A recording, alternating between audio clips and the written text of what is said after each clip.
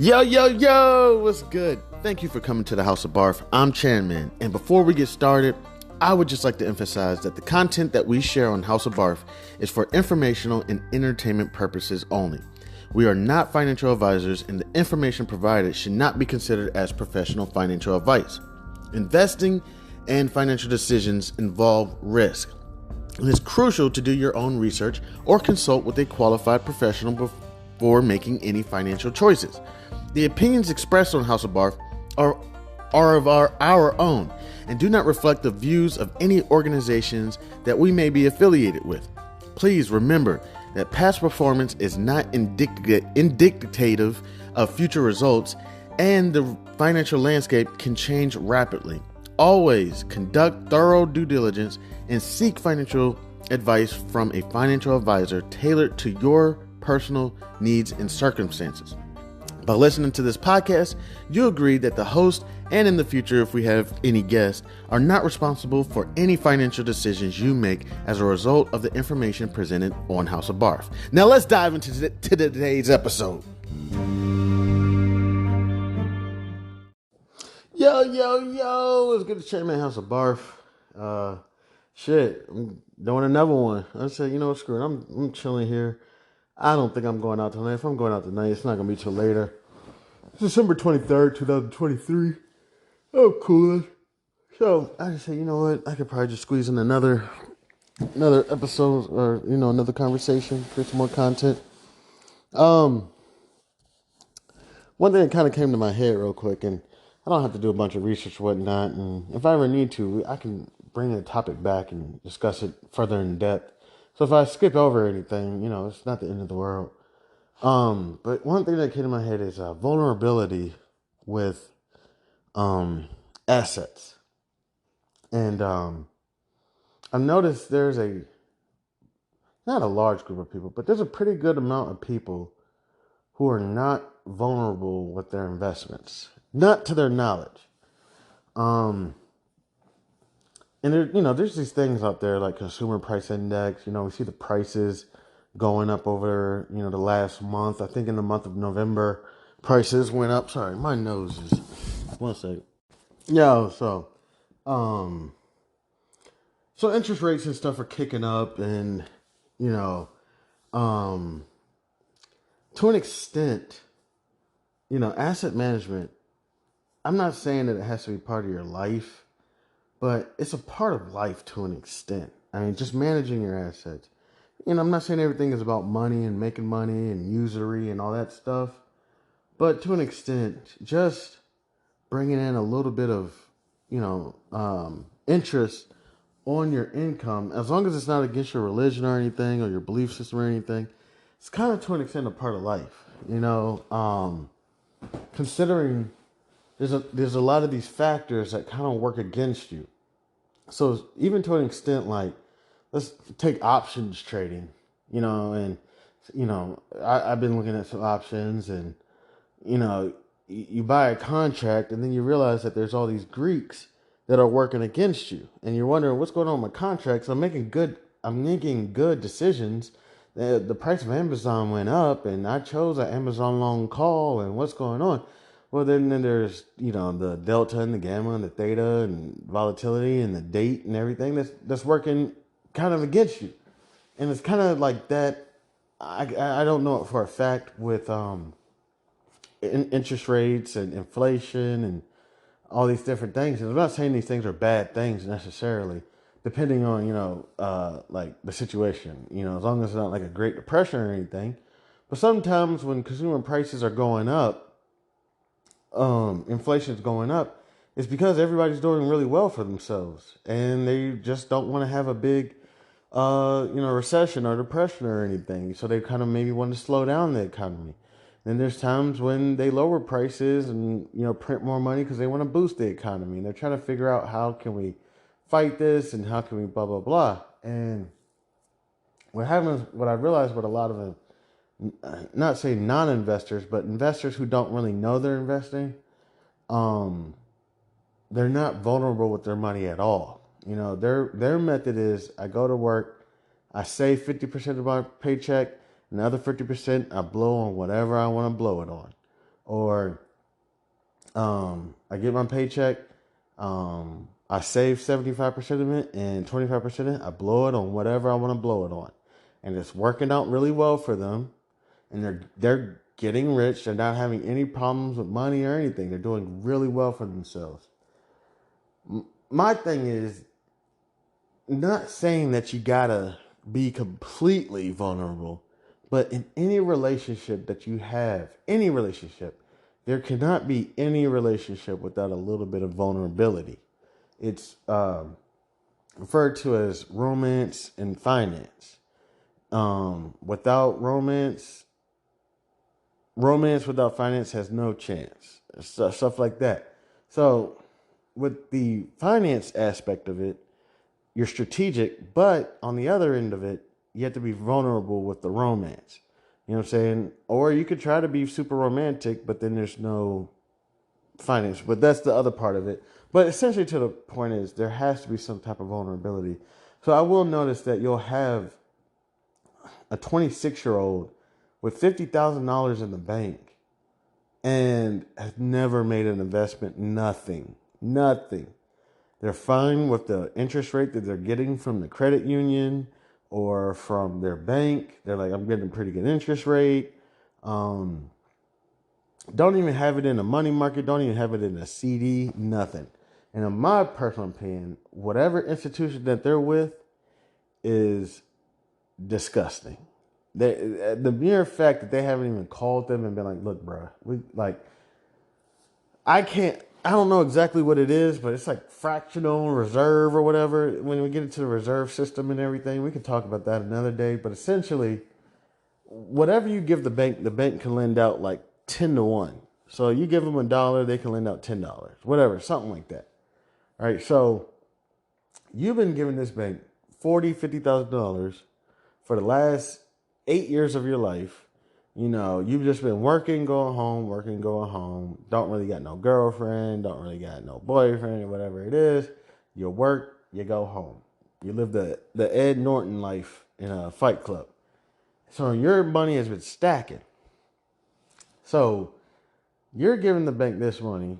They're lending it out, giving out an outrageous interest rate. And you're not even getting, you're getting 1 penny a month. You're getting, no, I'll even say you're getting $1 a month. So you're getting $12 a month, a year, $12 a year off of this bank lending out, I don't know, $500,000 at a 6% interest rate. Let me see what that is. So 500K times 0.06. They made $30,000 off of your $50,000, and they gave you $12. Oh my gosh. And it all just comes down to lack of knowledge. So now that aspect is going on. And then not to mention, we got, prices of consumer goods and services increasing 3 to 5% every year. Based on the cost of living, yeah, your company is giving you that 3 to 5% off cost of living. Sorry. So you're like, oh yeah, I'm getting the cost of living increase, right? And then you're also getting your match on your 401k and whatnot. So to an extent, you're like, you know what, I'm doing pretty well. I'm beating inflation and everything. Now, when it comes to vulnerability, I know people say scared money don't make no money. That's not what I'm talking about. You're betting on a game. Scared money don't make no money. Blah blah blah. And trust me, my buddies have been talking to me about sports betting, and I've been thinking about it. I'm like, okay, I might do it. Everybody's talking about it. I might consider doing it. Vulnerability can also be very strategic. You can take, let's say you have $50,000, and let's say you're like, you know what, I don't want to put more than 2% of that. So you take your 50K, you times it by 2%, right? That's $1,000. You take your $1,000, and you could find, I found this very basic ETF. What was it? BBLU. I'm not even sure if this is a good ETF or not. was it BBLU? Was it Bridgeway Blue Chip? So Bridgeway Blue Chip, this is an ETF. Has pretty good ratings. Um, PE ratio is about 20. That's not that high. That's pretty good. Price to earnings ratio. Let me see. I'm just looking at this real basically, just real quick. Uh, let's see. Uh, did it do an increase of 30% over the last year? I'm not sure. Sorry, I'm just doing real basic. Performance year to date, yeah, 30%. Um, last month it did like 3%. It's pretty solid. It's $10. So you take your $1,000, divided by 10. It's $10 right now, and you can get yourself a lot. You can get a lot of this ETF, and then let's just go into this ETF and see the holdings. I just found this one the other day, and it kind of got my interest. And I was thinking about, actually, yeah, but whatever. Top 10 holdings. Actually, I do believe a buddy of mine, we were taking a look at it together, and they were like, you know what, I think I'm going to go ahead. And we were talking about trading it. I'm thinking I'll probably get myself a small portion. I want to write this down. I need to actually write this down. I got to write it down on my board. Give me 1 second. Because I think I'm going to go ahead and get myself a lot of this. B. Oh, goodness. I was trying to rush. Where's my eraser?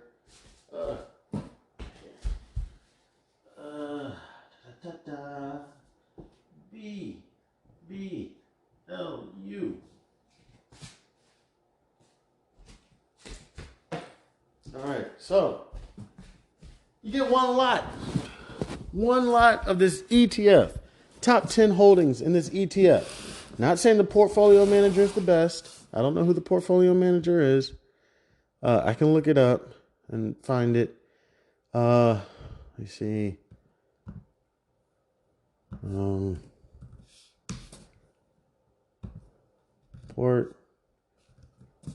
me see. Who's the portfolio manager for the ETF BBLU? Gosh darn it.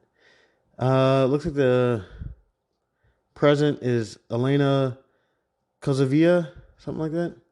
She's been doing it since 1997. I mean, come on. You got a portfolio manager who's been doing this in 1997. That's like, what was it, like 20 years, something like that? Like, I can't remember. What I'm saying? Let me see if we can find some information on her. Alina Kozavia, CFA, is a portfolio manager leader for the U.S. Equity Investment Management Team and began working at Bridgeway Capital in 1998. So she's been managing this portfolio longer than she's been with the company, something like that. I don't know. Ms. Kozavia has served as a portfolio manager at Bridgeway Capital since 2005. Her responsibilities include portfolio management, investment research, and statistical modeling. Alina earned her bachelor's of economic science from Belarusian State Economic University in Minsk and graduated with the highest honors from the University of Houston with the MBA in accounting. Shout out to you. Shout out to you, young lady. You're doing fantastic. Yo, I'm proud of you. You sound like you're doing all right. Hopefully, she's a good person. But yeah, so we got she sounds like she's pretty good at what she does. Let's look at the portfolio. Top 10 holdings: Microsoft, Nvidia, Meta, Visa, Apple, JP Morgan, Lilly, Tesla, Procter & Gamble, Intel. Okay. So you got 50 grand. You're not willing to risk more than 2% of the 50 grand. You don't want to play with it. So you take $1,000, you get a lot of this, and by a lot, I mean 100. Not even 100 shares. If you want, you could even get yourself a short put and get paid. And you know what I'm saying? Because technically it's at $10.32. So you could even sell the short put at 10. So you really get sell the short put. Let me see what options they got available on this. This is EA Bridgeway Blue Chip ETF. And this is not a recommendation. This is not advice at all. Anything. Reach out to your financial advisor. your tax advisor, everybody. I'm just a random guy. Don't listen. Oh, damn. BBLU has no options. Okay, so you have to get the underlying of this. Okay, well, still, you could set your buy limit at $10. You know what I'm saying? And then put your sell stop in at whatever price you want to stop it at. What's the highest it's been in 20 years? The lady, she's been there 20 years. So let's see what's the highest she's ever got this up to. Looks like back in 2022, she got it up to $11.26. So I mean, you may not want to put your your sell limit at $11. I mean, the thing is at $10 right now. But I mean, if you have no intentions of paying attention to this, hey, put your sell limit at something like 40 or 30 or I don't know. You just got to keep an eye on it. But you put your sell limit in if you want to, or you just put your stop loss in, whatever you want to do, but I just found this not too long ago, and essentially you're not even risking, you're risking 2% of your portfolio, and then, cause I really feel like there's kind of this, I don't know what to call it, but, accepted vulnerability. So like in America, buying a house is probably the most like vulnerable, riskiest thing. I mean, really you could do. But seriously, you're taking $20,000 and making a $300 to $500 purchase. That's insane, right? But the banks approve it, right? And we do it all the time. All the time we do it. And it's like accepted. It's part of, you're born, you crawl, you walk, you go to school, you buy a house, right? It's just a part of life. We've accepted this as a part of life. As a vulnerable investment part of life, which is madness. And then other ones, putting your money in a bank. It's a accepted vulnerable thing that we all do, and nobody questions it. Everybody just takes it on the chin. And because people say that they know that the bank is taking their money and investing their money, but to an extent, is it like, do we really understand like what is going on? Because if people really thought about it, they may say to themselves, well, wait, I'm sitting here getting oh goodness, I told myself I wasn't going to keep doing this.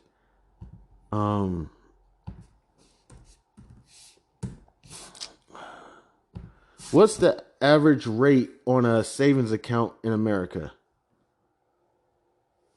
According to Bankrate, national average savings account interest rates, the national average yield for savings accounts is 0.57% APY as of December 23, 2023, according to Bankrate's most recent survey of institutions.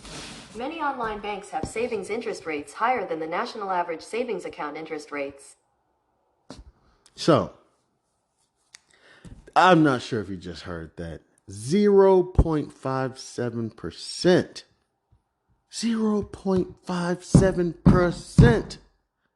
That is the national average. 0.57%. So, let's take that 50 grand that we hold so dearly, times it by 0.57%. I'm not even sure if I do that correctly. All right, there we go. Oh, I'm sorry. 0.57%. That's $28 a year divided by 12. It's $2. And I'm just going to round it up to 40 cents a month. $2.40 a month. I'm sorry. In the same bank is probably bringing in, oh my gosh. Let me see something real quick. Let's just say that the bank took your 50 grand and they loan out 500,000 because they got a 10-to-1 level or something like that. So take the 500 grand and let's just say that they're giving out loans. I'm going to put it at 5.25. Okay. So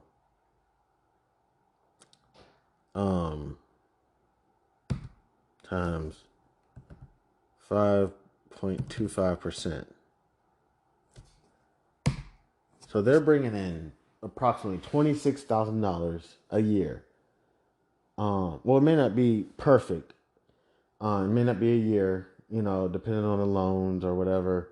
But let's just say they're bringing in approximately $26,000 a year on your money, not your money specifically, but they use your money to loan out other money.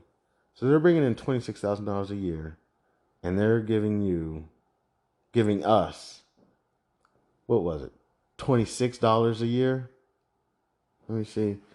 So 26 divided by 26,000 is approximately 0.1%. Oh my gosh. Oh my gosh.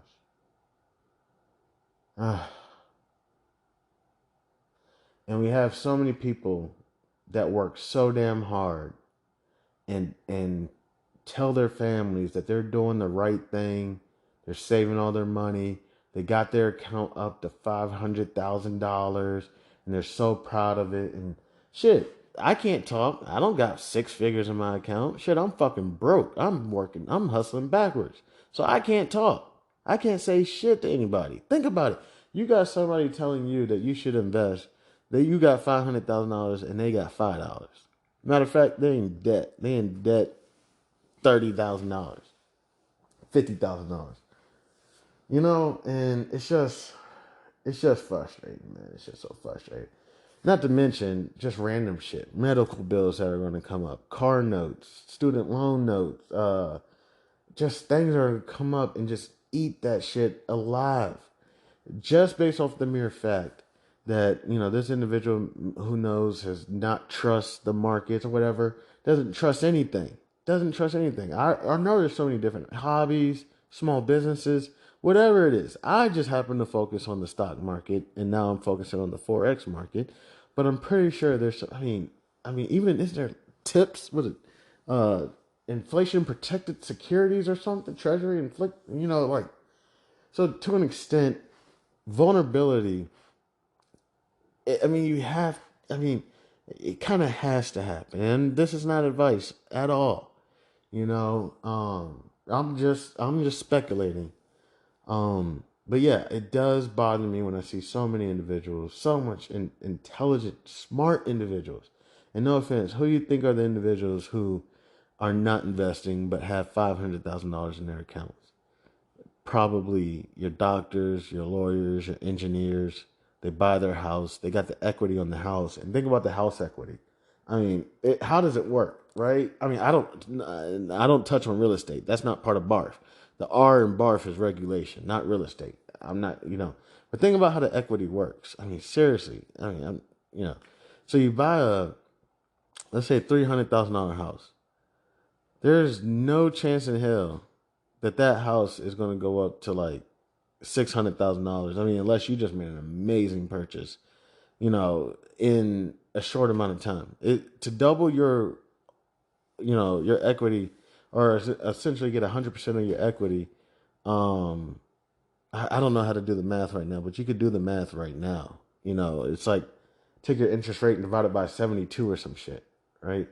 And that's how long it's going to take you to double your house. So let me just do it real quick. If you take 5% divided by 72, if I'm doing it correct, did I do it correct? Let me do it. Let me see. 72 divided by 5. I can't remember how it works. But it's like 14 years or something. It's going to take you 14 years if... See, that's not even done correctly. I didn't even do that correctly. But let's just take that number, 15 years. Let's just say you get a house, $300,000. You're paying it off. The equity's going up. It's going to take about 14 years for you to get that house principal down and for the house to go up, for you to get basically double.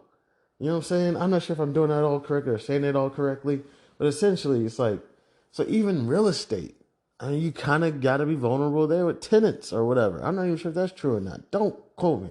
But you have to figure out different ways to like get the expenses down with different investments and get the profits up so that you can try to make something on your money. Now, usury and all that comes in when you're just taking advantage of people. You're just doing ridiculous shit like, you know what I'm saying? You got a 1% interest rate and you charging people 10% interest rate. That's just, you're just out of your mind. I mean, some people pay it because the market is presenting it, but that's just going to create a bubble, and that's the stuff that, you know, people try to work on not happening.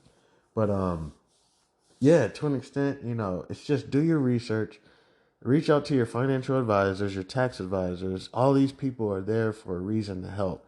And not all of them are scam artists or con artists. A lot of them are actually hardworking people who went to college, you know, are very passionate about the industry. They've seen their family be taken advantage of. They saw their grandmom or their mom or dad, and they don't want that to happen to anybody else. And they become an advisor and say, I'm going to do the best I can by people, you know, because I don't want this to happen to anybody else. So there's some really great people out there. And just, you know, reach out to them about, you know, risk management and everything. So if you put $1,000 in the market and you lose it all, I mean, you're not really phased. You're like, okay, I put in the market, I lost it, I'm okay. And technically, you didn't lose it until you actually hit the sell button. You know what I'm saying? Or whatever, buy button, depending on what you're doing. But let's say you got an investment, you put $1,000 in it. Let's say, you did the ETF, the whatever, and it goes down to zero, right? As soon as you put it in, it went down to zero, and you had no hedge, nothing. There's no option contracts on it. You didn't open up another portfolio and short it.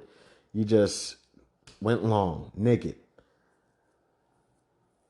You don't lose the money till you hit sell. If you lost 100% of the investment, you might as well, I could be wrong, don't quote me, you might as well never even hit the sell button. Forget about it. It's over. It's done. You know, the best thing that can happen now is you check that account years down the line and actually it came back or something, you know? So it's not just be vulnerable with your money, scared money don't make no money or something like that.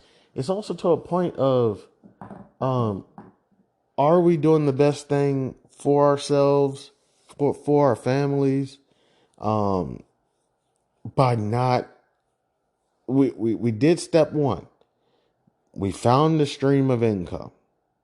We did step two. We saved a lot of our income. Now it's like, okay, so where do we go from here? And I've touched on it before.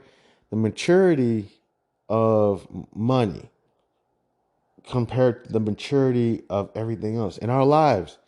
You know, you lose your girlfriend or your wife to another guy. It's accepted that we are just supposed to move on. Now, if that happened to you when you were in third grade, fourth grade, what is your reaction? I got to fight this guy or this girl or whatever.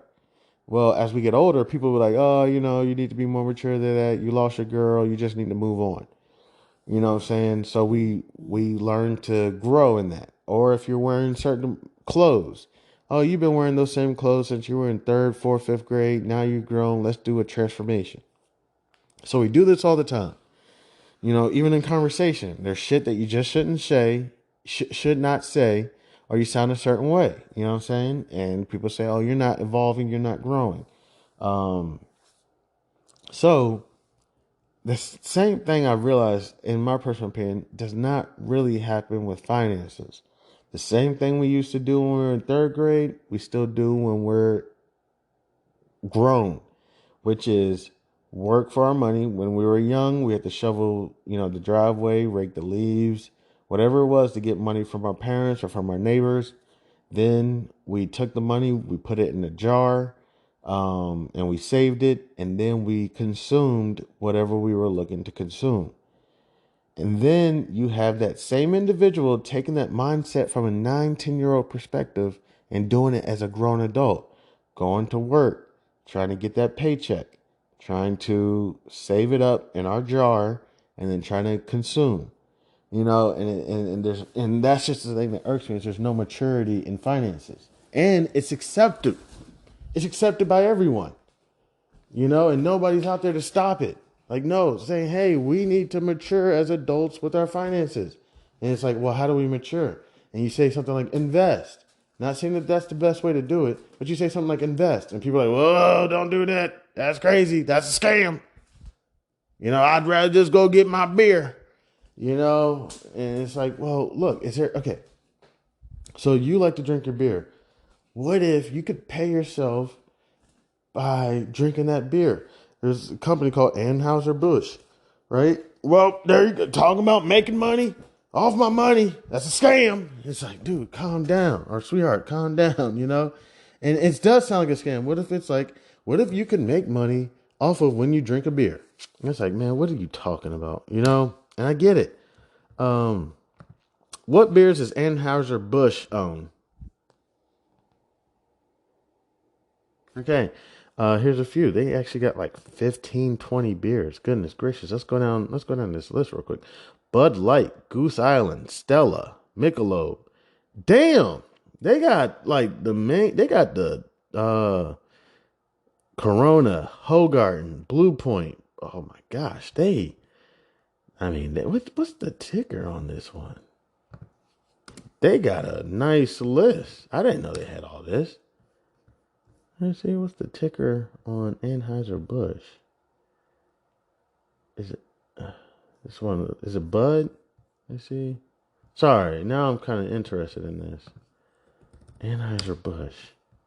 Is it Bud? Let me see. Bud ticker. Yeah, $64 per share. Oh. Hopefully that shit went down. Oh, let me see, because I know that they've been having some issues with Bud Light. It went down not a little bit, not in too much. I may have to look into that. Yeah, that might have to be a play. I might have to write that one down. Give me just 1 second. Bud, B-U-D, Bud. All right.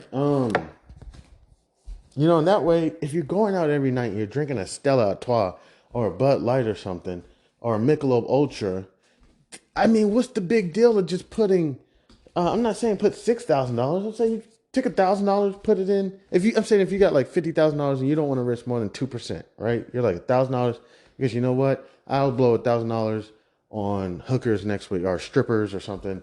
The least I could do is weigh my opportunity cost of my dollar and say, you know what? I can actually put it to use. And you could lose money, but you're invested. You know what I'm saying?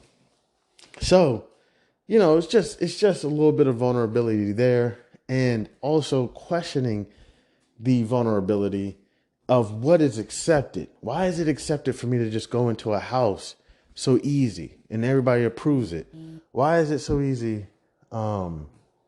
to just buy a car and everybody agrees with it so easy? Why is it so accepted for me to just put my money in a bank and save it up and everybody agrees with it? Everybody gives me a pat on the back and says, good job.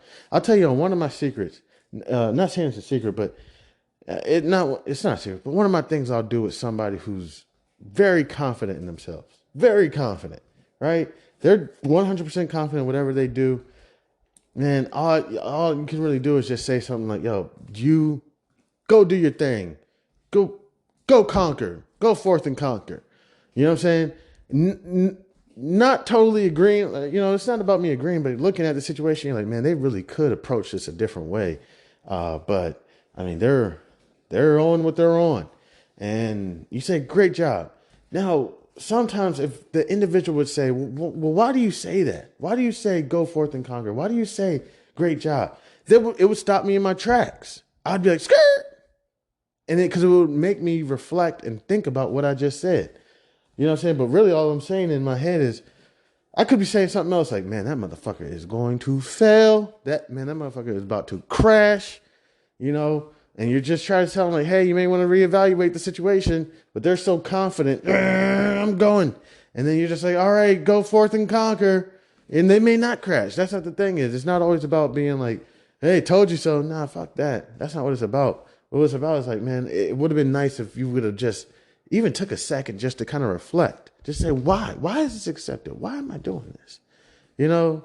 And then you could weigh your options, because that's how I think a lot of investors come from, is when they say, why is it so accepted for me to open up a bank account and just put all my money in there? And then what do?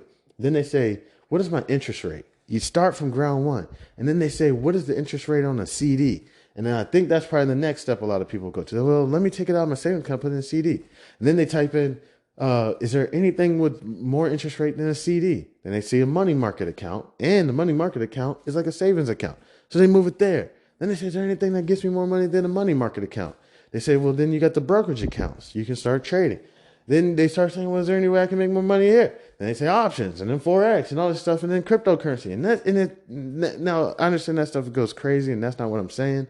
I'm not saying, well, then we should just go all the way to the end of the world and try to do the most greatest investments in the world. That's not what I'm saying. But if just question it and say, you know what, where am I at? Where am I at?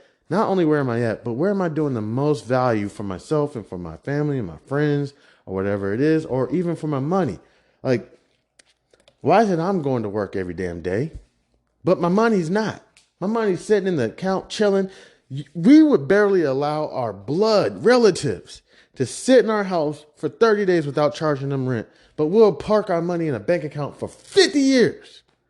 Ain't did shit, sitting there eating Cheetos.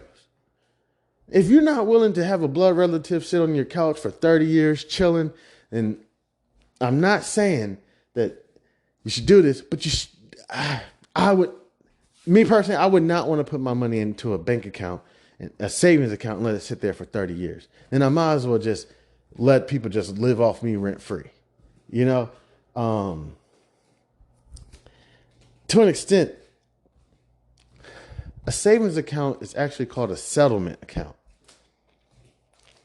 It's a place where you go settle your money until your next journey, depending on your thing. If you're like, let's say you're about to buy a house. Well, buying a house should be a 5-year goal. You know, maybe, 10 years is, that's a bit much, but even if it's taking you 10 years, all right, the goal is to get a house, but let's say it's a 5-year goal. So you got $50,000. You plan on buying a house in 5 years. You want to park that $50,000 because you don't want to have to deal with no maturity dates, no stocks up and down fluctuation. You want the money to be liquid, not invested. You know, so you say, okay, I'm just going to put in a money market or something. Or you talk to your financial advisor, you figure out a strategy. Okay, so that's one way you kind of approach that. That money's sitting in that settlement account because that's my next journey. You got a baby on the way. You want to be liquid for the next, 5 years. You know what I'm saying? And then we're going to decide, because I just want money to be available for the baby if anything comes up, medical expenses, diapers, formula, if you don't breastfeed or whatever it is. You just want money to be liquid. So that's a strategy. So you put it in a settlement account for 5 years, right? This is where it goes crazy, is when that money's just sitting there 10, 15, 20 years, not doing anything because you just never got around to figuring out what you were going to do with the money. That's when, in my personal opinion, it kind of gets to me. It's like, man, I wish they could have reached out to someone, whoever their brokerage firm is, and talk to someone to just help them kind of get it moving along, get that thing trucking along. You know what I'm saying? But let's say you're an investor, and let's say you said that you wanted to hit 30% for the year on your investments, and by February you hit 30%. And so you go ahead and pull your money out of the market and put it in cash because you're like, I'm good for the year, made 30% the first month or two. I don't need to go ahead and keep trying to scale up or scalp or whatever it is. I'm just going to go ahead and park it in cash for the next 10 months and I'm good. Well, then your goal or your strategy is 10 months long. That means next year, January 1st or whatever, it comes out of the settlement account and it gets back to work. Should be no reason why the money is sitting in settlement accounts for 30, 40 years.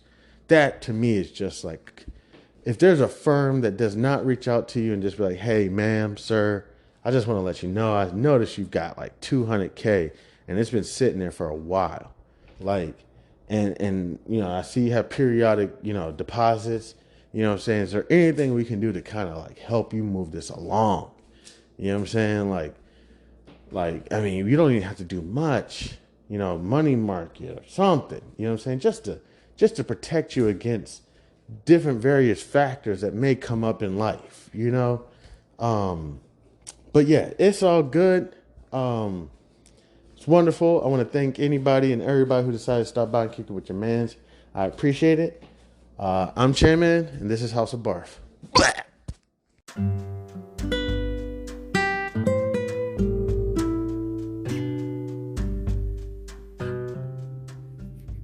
I am thrilled to introduce you to an exciting new storybook journey that I believe will capture your imagination. Allow me to present Langston Manxon's Kool-Aid Stand Adventure, a compelling short story that promises to transport you to a world of interest, excitement, and learning. The title of the book is Langston Manxon's Kool-Aid Stand Adventure by Chandler Hayes. In a world of colorful imagination and captivating stories, a new children's book has emerged to empower our young minds with crucial life lessons, life skills, and financial literacy. Langston Manxon's Kool-Aid Stand Adventure is a cheering short story written by a talented Black author who understands the importance of equipping our youth in the early stages of life with the tools they need to navigate the realm of money, savings, and smart choices. Meet Langston Manxon and his imaginary best friend, Zonky, a pink elephant, two curious souls who embark on an adventure around the vibrant landscape of Wichita, Kansas, where Langston Manxon sets out to accomplish multiple goals and is met with obstacles that he must overcome. Langston Manxon and Zonky discover valuable lessons of talking about finances in the home in order to gain knowledge. Langston Manxon, with a little bit of confidence, the guidance of supportive parents, the help of community members like Mr. Tiller, and his imaginary best friend Zonky, Langston Manxon learns about the value of money and how to save, the importance of making thoughtful spending decisions, the significance of thinking outside the box when met with challenges with money, and the joys of sharing with others.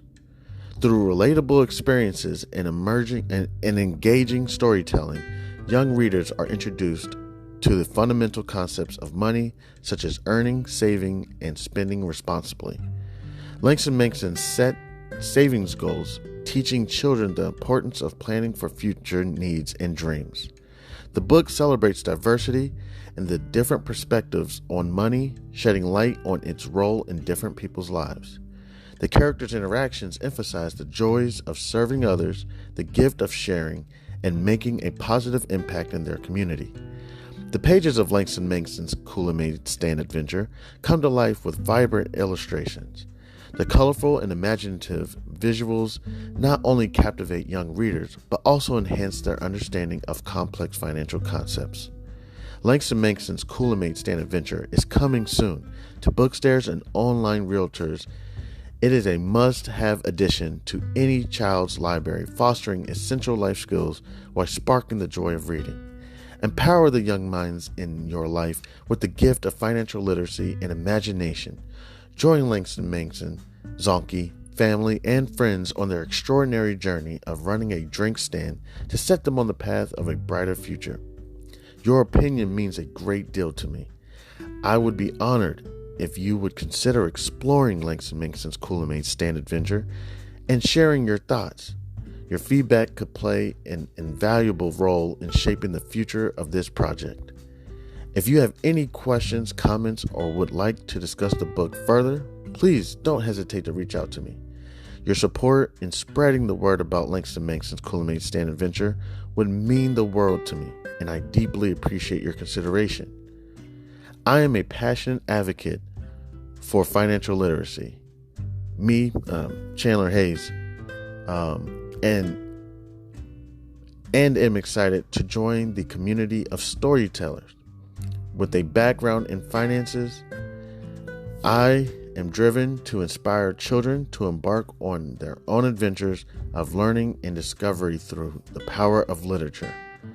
Langston Manxon's Kool-Aid Stand Adventure is a heartfelt endeavor to promote financial literacy in a fun and accessible way. As a Black author, I'm committed to providing children of all backgrounds with the tools for success, and I am proud to contribute to a more financially informed generation. Thank you for taking the time to explore this advertisement, and I look forward to the possibility of sharing this extraordinary literature adventure with you. Please feel free to contact me. You can reach me at the email c287gph@gmail.com. All right, thank you. Warmest regards. Have a great day. God bless.